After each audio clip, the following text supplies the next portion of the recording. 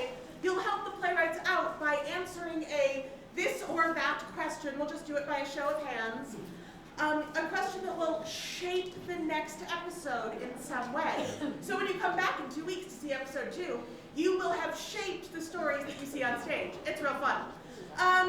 Before we get started, I would like to thank our sponsors. They are the Ohio Arts Council, the Greater Cincinnati Foundation, David C. Harriman, Jeffrey Hungerford, Judge Mark B. Painter, Joshua Wallace, the Carol Ann and Ralph B. Hale Foundation, and the thousands of individuals and organizations who donate annually to the ArtsWave Community Campaign. One more thing.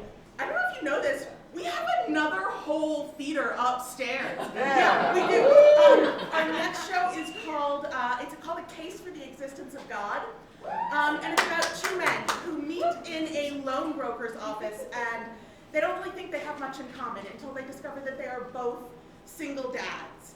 And they start navigating the precariousness of parenting in modern America side by side, and they form a bond that sort of ripples outward through their lives and the lives of the people around them in ways they could have never anticipated.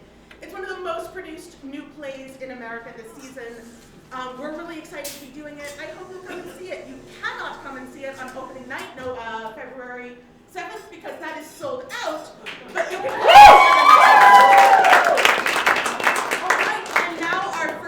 of the night is Hamlet, Prince of Denmark, Hamlet P.I., written and directed by Victoria L. Dickman Burnett.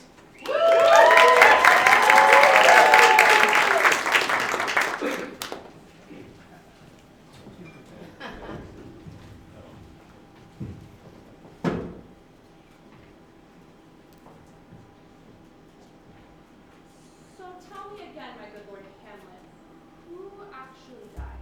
Just my uncle, dear Horatio.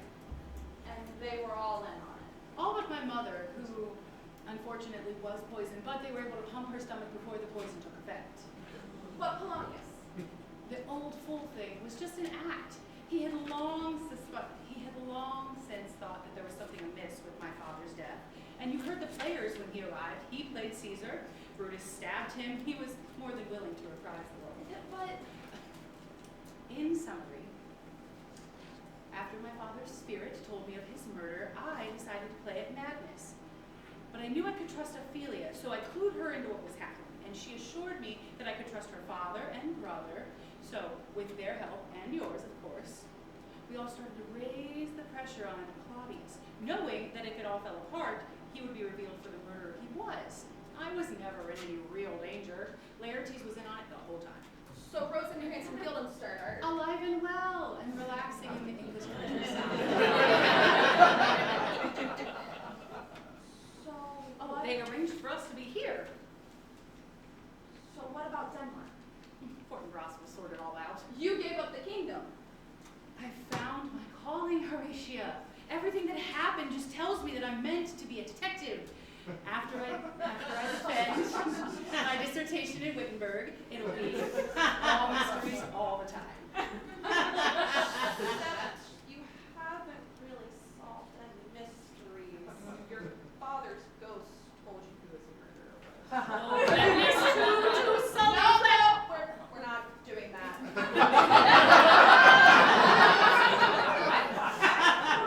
It was Sally flesh, solid flesh. We could debate it forever and still never get to a point. Back to my earlier point. I am going to be a private investigator. That is what I will be from now on. Hopefully after this weekend. Yes, we need a vacation and the countryside will do us some good. So we're in agreement. No shenanigans, tomfoolery, hijinks, or the play's the thing. Yes, dear Horatia. We will relax and recover and forget about everything that took place at Elsinore. I'm glad we're in agreement, my liege. I mean, Inspector Hamlet. Shall we go to our rooms? Yes, and we shall meet here in an hour to explore the grounds. Certainly.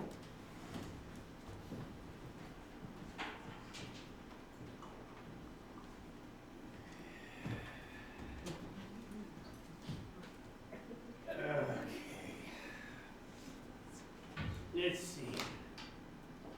Mr. Dashiell Hamlet. It's got to be an assumed name. Is checked in with his traveling companion, Dr. Horatia. Which means we are expecting 3 more guests to arrive this evening and another in the coming week. Oh.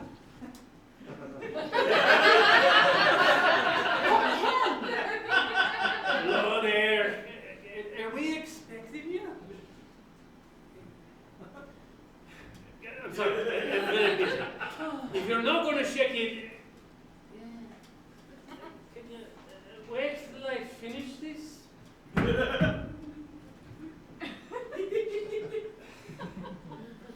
You're not going to leave me alone, are you?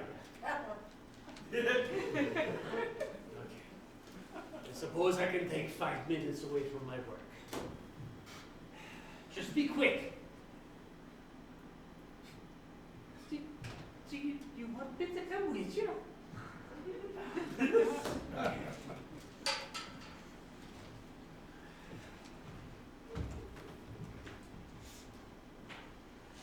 What the hell are you doing? No!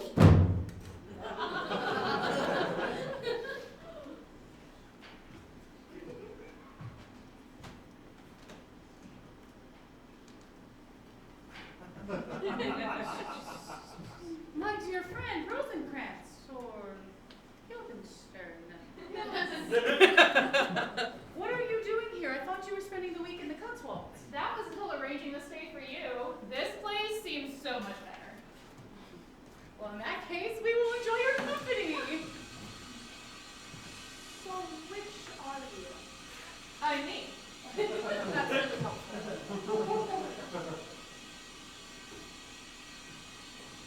Will Guildenstern or Rosencrantz be joining us, or should we just? Is it just you? We can go explore the place as we need to.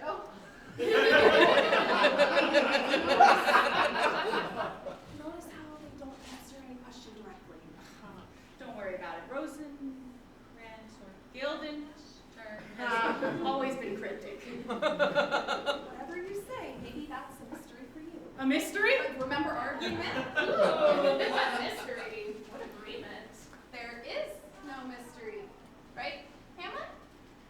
There's currently no mystery. And there won't be, correct? There will be no mystery this week. I promise. What is happening, Hamlet? You can trust me, your dear good friend. So do you want to tell them or should I? Gentle Guildenstern, or is it Rosencrantz? I have decided to become a private investigator. A detective? But I thought you were doing the grad school thing. At Wittenberg. I found my calling. Solving my father's murder only proved to me that I was meant to solve mysteries. Except you didn't actually solve his murder. We've been over this. You've literally been fretting over your dissertation for the past 5 years. All the more reason to do something else. Do you know how many nights we've had to talk you down off a ledge as you were working on that thing? How many sleepless nights because of your existential panic over the academic job market and you? I still intend to defend my dissertation in Wittenberg, but after that it'll be all mysteries all the time. Your mystery, wrapped in an enigma. Maybe you can solve yourself. Now, let's not get mean. I thought we were going to go explore the place. Oh, yes, there's a map in the brochure for this place. Ooh, I want to check out the library. It looks like they have an impressive collection. I've heard the gardens are some of the best in this part of Scotland. It looks like there are a lot of good hallways, too. Hallways. Yes, Why hallways? for soliloquies, philosophizing, existential angst. I need normal reasons. Okay, so we'll go to the library first and pass some of your fascinating hallways on the way, and then go to the gardens in the golden hour. Works for me. Fine with me, but has anyone seen our host? No, that's why here. I expected he would arrive. What about you, Horatio? You had the keys.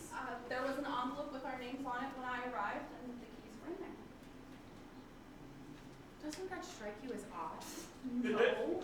It literally said everything in the letter. Our host, this old castle fellow, is busy, and he'll join us when he can.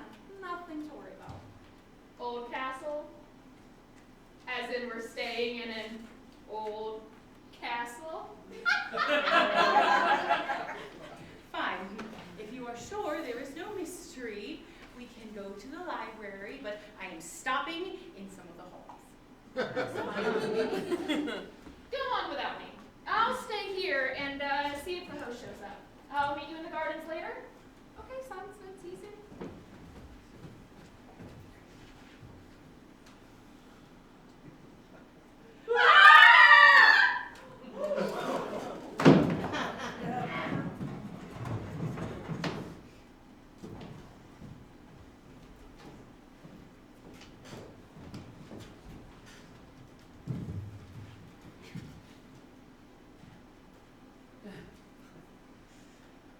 Well, that was the host, I guess.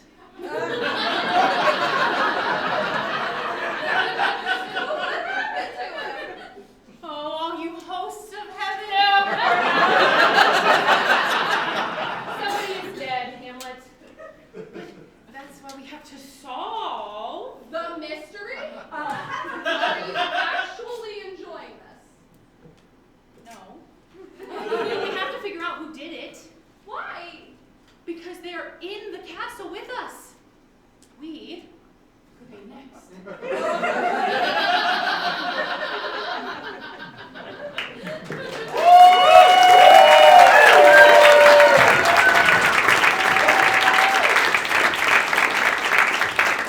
All right, lovely people. Now, we need you to vote on what weapon did in Old Man Oldcastle. Was it a dagger or a butter knife? So we're just going to go over those choices and throw your hands up in the air if you think the weapon should be a dagger. Who thinks dagger?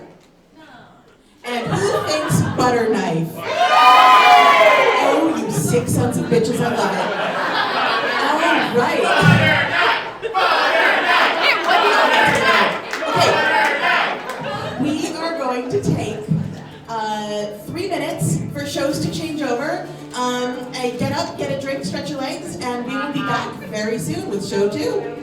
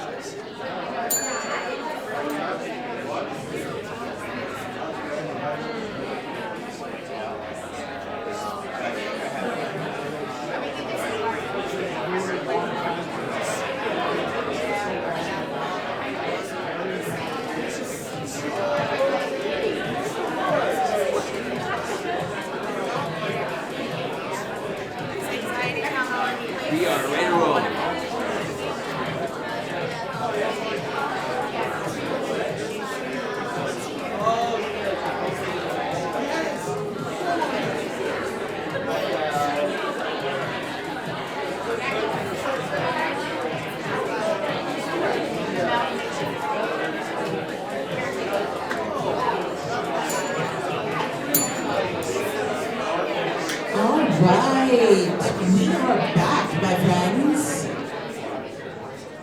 And it is time for our second show of the night. This is Anxiety Town, written and directed by Remy Elton Alexander.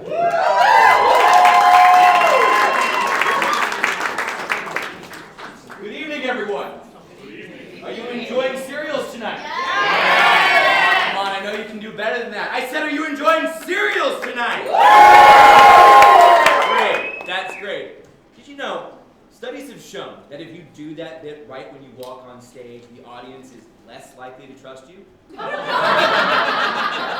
It's true. So, don't do that.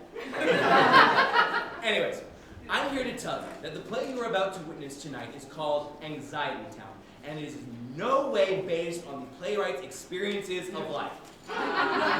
Or rather, how they perceive their experiences of life. Or what would happen if they do this or don't do that. Or if they do this thing and then this other thing happens. You get the point. It's not that. It is a completely fictional piece of work contrived by the playwright for theatrical purposes only. I am also here to tell you that I am not a character in this show. Who am I? Doesn't matter. I am here to ring this bell when things go wrong, and to streamline the narration of the play as we go from place to place. But do not think of me as a narrator. I am not the narrator of this show. Our protagonist is the 25-year-old Casey, depicted by this lovely young actor here, who is moving out of their house for the very first time. And this actor over here will be playing everyone else. Our story begins as we join Casey on a tearful goodbye with their parents as they leave their house to go to a big, bright, beautiful new city where she has a job and dreams of making it big with some sort of acting gig. Or perhaps a toothpaste commercial. And hopefully becoming one day the 5th best actress in all of Ohio. Welcome to Anxiety Town. Oh, my darling baby! All those years, they go so fast. And now, I'm never gonna see you again. Mom, what are you talking about? Of course you're gonna see me again. Oh, honey, don't you know that once you move out of your parents' house, you can never ask for help again? Oh. After a few years, the memories, they'll just fade. Poof. Dust in the wind. Oh, and in fact, all the money that we're going to be saving from not having to care for you is going right into your father and I's vacation fund. Paris, France, Cancun, the Bahamas. You'll never be able to get a hold of me! We'll miss you so much, sweetheart. Don't be afraid to reach out. What? But you have to get going. You could miss your flight. Oh God, I could miss my flight. What happens if you miss your flight? The flight attendants just spit in your face? No, that probably doesn't happen. Or if you're trying to change your ticket with American Airlines. Oh my God, isn't Boeing having planes blow up right now? Am I allowed to talk about that? Definitely on their hit list now. Boeing is going to kill you personally for making a joke like that. I gotta watch my back. Okay, 3 hours. Do you think that's enough time? You're cutting it pretty close. Next! Hey, don't worry about it. No matter what happens, you've got me. Right, and who are you again? Doesn't matter. You got me. This line's taken so long. We still have to get through the whole terminal. 2 hours. Do you think that's enough time? Honestly, you should have gotten here yesterday. Next! Okay, Casey, you've got this. Be cool. Hey, did you remember to clear out your pockets? Oh my God, what if there's a knife in my pocket? No, there can't be a knife in my pocket. No, there's no possible way there's a knife in my pocket. I've never even owned a knife. I've never carried one. Besides, my pocket. Like, I'd sit on it or something. There's absolutely no way there's a knife in my pocket. Oh, but what if there is? What if someone plants a knife? Or what if I blacked out and I bought a knife and then I just forgot about it and then I... Oh my God, she's got a knife!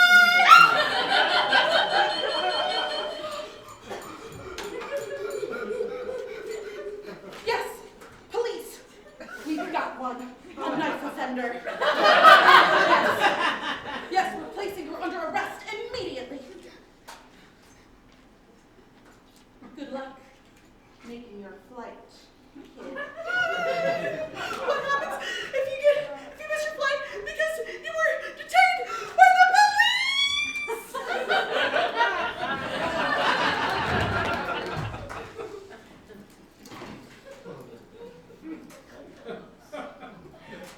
I'm gonna go to jail for the rest of my life, aren't I? Yeah, probably. You don't really think that, do you? I mean, that's kind of ridiculous. All I did was bring a knife to the airport. I mean, I'm sure that happens all the time, even on accident. Yeah, that's why they have all of those checkpoints and agents and machines that make people wait in line for hours. They're looking for scoundrels. Scoundrels like you who bring knives to the airport. I don't even know how I got in there. Yeah, well, good luck trying to make the police believe that. You're right. One time I brought a bunch of rocks to the airport, and they were really mad about that, too. What? I collect rocks. They were emotional support rocks. Who am I kidding? This is horrible. Even if I get out of jail, what am I going to do about my flight? Can I just buy a new one? Yeah, well, they're probably not going to come your flight. After all, it was your fault that you brought a knife to the airport and didn't know about it. God, you're so right. Why are you always so right about everything? Yeah. Quit your yapping. State your name. PCA. Hey. My full name is KCA. You don't got a last name? That is my last name. You don't got a middle name? I don't got a middle name. I don't have a middle name. No. Well, KCA. Let's see. Is this real? As far as I know, but I don't know what's going on right now, so. Fake ID detected. Oh, hi. Sorry, sir. Here's the real one. Thank you, upstanding citizen. Got a fake ID that's the same as your real one? It's been a long day. Well, I gotta say, don't worry about it. KCA, it's not looking good. First, you bring a knife to the airport, and then you hand me a fake ID. I don't understand how TSA took that ID, but now it comes up as fake. So you knew it was fake? No! Why on earth would I have a fake ID that is exactly the same as my real one?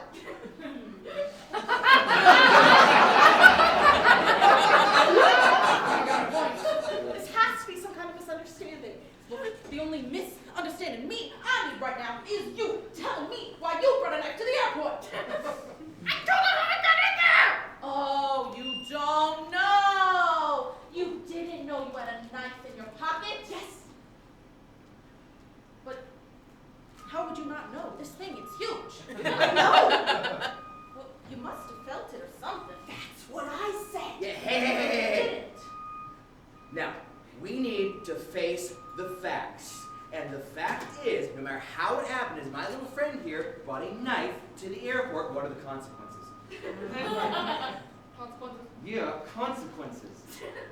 Oh, consequences! Yeah, I mean, I'm making this up as I go here. Consequences, let's see, felony, misdemeanor, how about this? It was a shitty old thing to do, and the consequence is jail time forever! We're putting you on the no-fly list. You'll never travel again! That means if you're even allowed to travel when you're in knife jail!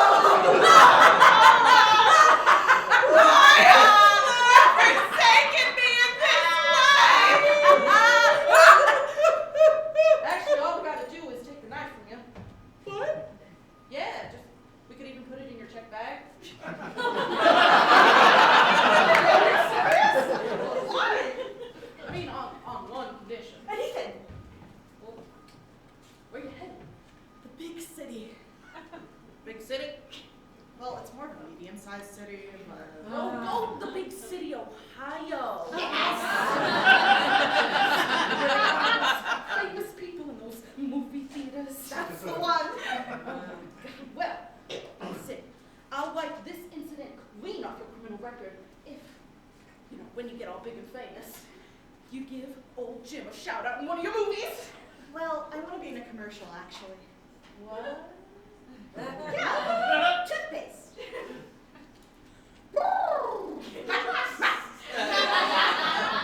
Pearly white toothpaste, the only brand you need.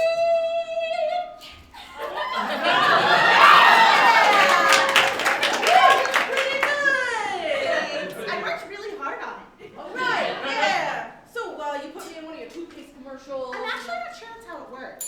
And if you don't, I will hunt you down and kill you. What? That's right, Casey. You got 10 weeks to get your shit together. And if you don't, old Jim will come and collect what he's due. Oh my God. That is girl. Now, let's get you on that flight. Hello. Yes. Yeah, Mr. Jim. Yeah. Let's get Casey ready on that flight to 1234 on Spirit Airlines. Nowhere, Arkansas, to Big City, Ohio. Plane's down. No survivors. Jeepers. Don't worry.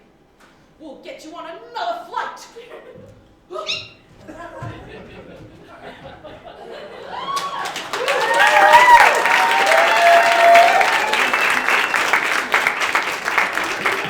Alright, so the Anxiety Town big question is, for the upcoming audition, should Casey prepare a serious, dramatic monologue like something from Shakespeare, or keep it light with something modern and comedic? So, hands up, who thinks serious, dramatic, Shakespeare? Alright, who thinks light, frothy, comedic, modern? Okay, I think modern and comedic takes it. Alright, you're gonna crush it, Rachel. So, we're gonna take another 3-minute break for a changeover and be back with show number 3.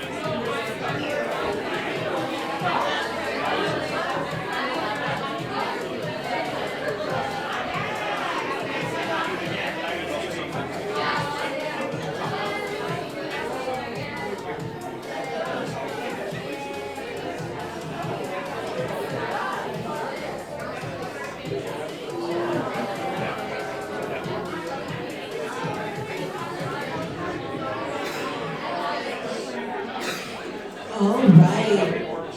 And now, please, welcome to the stage, White Gladys, the Vengeful Orca Matriarch, written and directed by Patricia Mullins.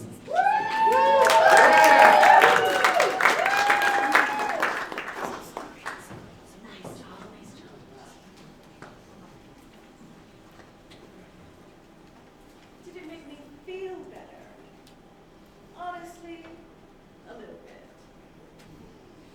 But nothing could ever make it right. Nothing. Not after what happened. But it was still so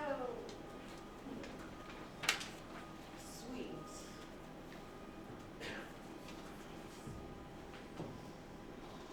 If you prick us, do we not bleed? If you tickle us, do we not giggle? If you poison us, do we not die? And if you wrong us, shall we not revenge?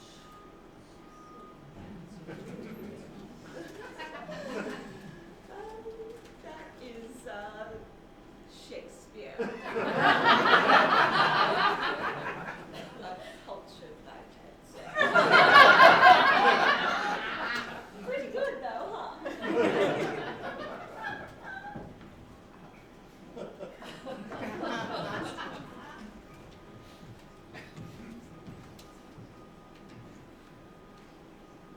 You want more money? Bald. Big. Niece. As the producer of this documentary, I gotta tell you that if you want this movie to have any credibility, it needs to seem low budget. And if it needs to seem low budget, it needs to be low budget. Oh, I almost hit a pelican. Deckhand, how many points for a pelican? Remind me. 9 points for pelicans, 12 points for dolphins. Whoa. So, am I right or am I wrong? Yeah, I'm right.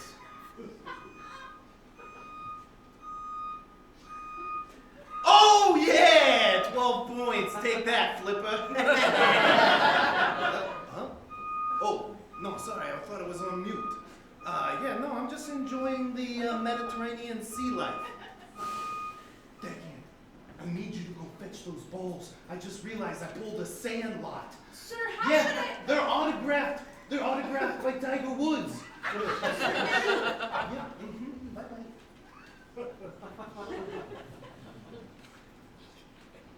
All right, so, you have a lovely flight, and we're gonna see you when you arrive here in sunny España. I nearly got lost on the way back from the toilet. This boat is enormous. All right, let's not sully her with words like boat. This is a designated super yacht. What you say you named her? I named her super yacht. Right, very original. So, Captain Handy, do we have a deal or no deal? Yes, I can do the things just as you need. No moral objections? What does that matter? You pay me and I'll help you with your documentary. But after that, I'm retiring.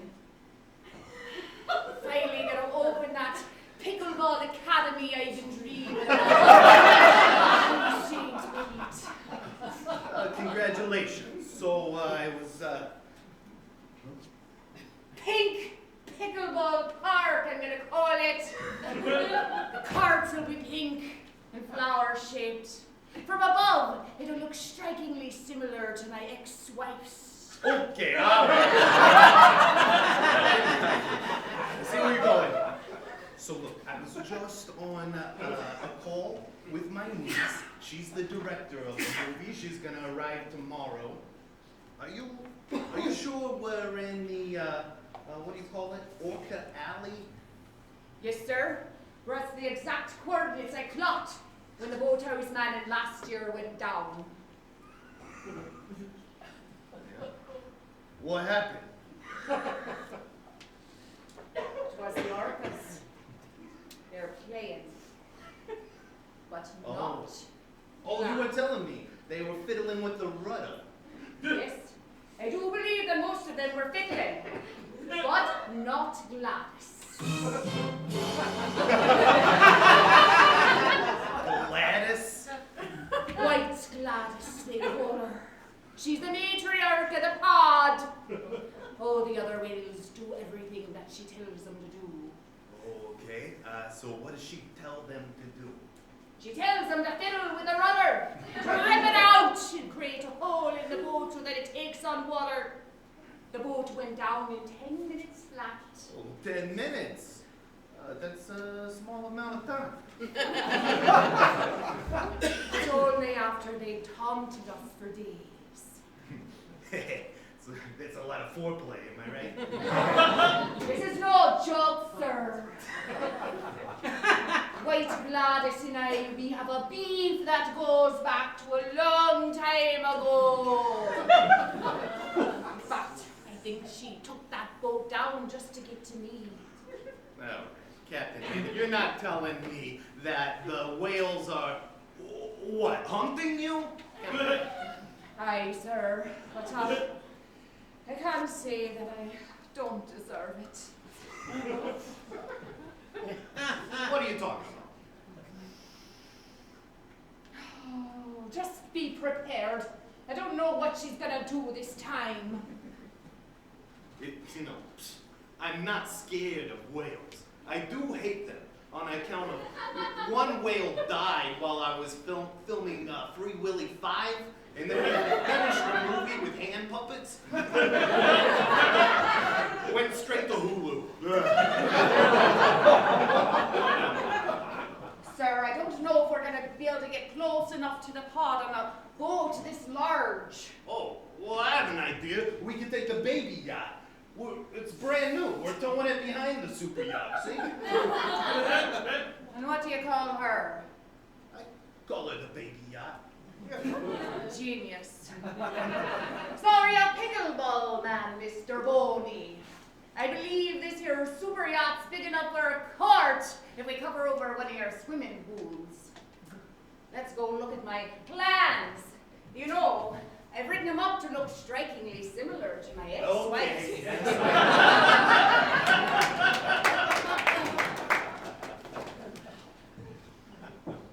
Contrary to popular belief, I don't like violence. I'm actually quite playful. My entire family is, and I love my family. Fiercely. There's more than I can say for you sociopathic humans. Scientifically, our whale brains have a much larger capacity for emotion than you humans. We can love harder, faster, stronger, better. Damn it. Those are Daft Punk lyrics. Honestly, are there no original thoughts anymore?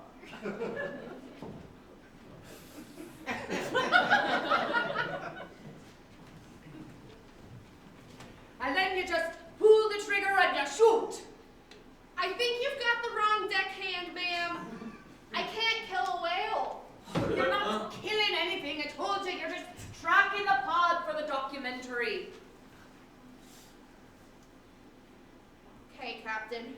I remember now. First, I insert the biodegradable blow dart at a 45-degree angle. The nose must remain perpendicular, otherwise I'll have to recalibrate the whole thing with one of those little wrenches that comes in IKEA furniture packs. The dart must be pre-sharpened 35 times with a butter knife, no more, no less. Very good. Oh, Captain, I'm getting really nervous and my hands are really sweaty and it's making it kind of hard to hold on to the gun. Our doubts are traitors, making us lose the good we might oft win by fearing to attempt. What the hell is that? Shakespeare! Now, take a deep breath, you can do this. Captain Handy?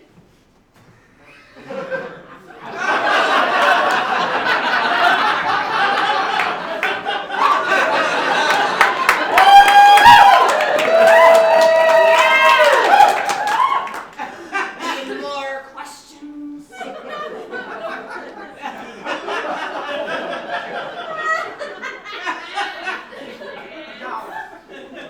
Make sure you get this right. If you tag one of the orcas from the pod, he told me he'd give us a $5,000 bonus each. Really? I could finally get that Farmers Only membership. In my dream. Farmers Only. It's a dating site for someone who's looking for a lover who's good with their hands. Really knows how to dig deep and really knows how to plow. Do you know if they're good flowers? Of course they are. It's their livelihood. Send me the link. Anyway, we're almost done here. So, you just have to make sure that you see the pink light on, because that's how you know it's tracking. Pink light like your pink pickleball park. You remembered! Yes, I designed the lighting scheme myself so that it resembled my ex-wife's. God. Hurry up. My balls don't get any loft on the baby yacht. I need to get back to the big boy. We're ready for the pod, sir. That first day, we saw the rudder of the baby yacht and decided to swim over. We just wanted to have a little fun with it, you know, as if it were a baby seal we were throwing around, you know, just tenderizing it before drowning it, just fun stuff. There she is! It's White Gladys leading the pack! It was like seeing a ghost. A really ugly ghost. I thought she had drowned a year ago, but I could tell it was her from that god-awful pickleball hat. No one on earth would be seen dead in that thing. Pickleball hair don't care. Then, I decided that I didn't want to just play anymore. What are you doing? Shoot her! You idiot! You missed! I'm sorry, she's so fast and I'm so sweaty. What was that? She's attacking the boat! Oh, that two-hooked captain took everything from me 15 years ago. She looks pissed. Ah! We're gonna die! I just peed. Me too. Here, take my lucky cap! It happened for me! I never missed once when I could shoot, and now you won't either. Thanks, Captain Handy.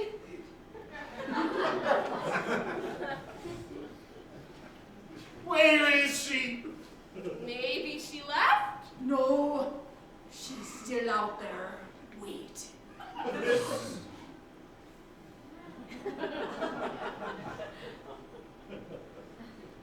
Failed to kill her last year. Oh. Now, her and her moronic pickleball hat are all mine. Pickleball head.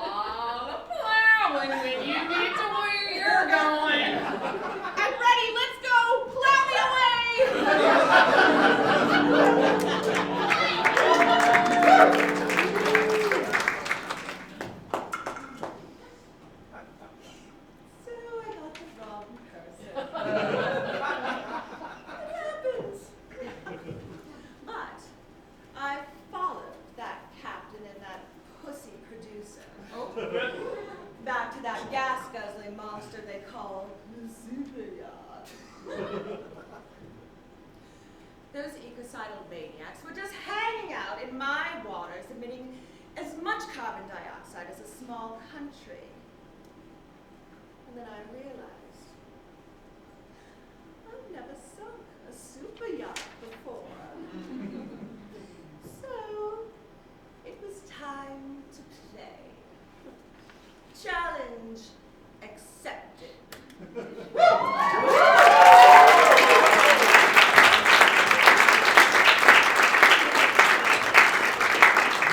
All right, so the question for White Gladys is, what industry made these yachting billionaires their billions? Are they tech bros or are they from Big Pharma? Can I see some hands if we want to see Gladys capsize some tech bros?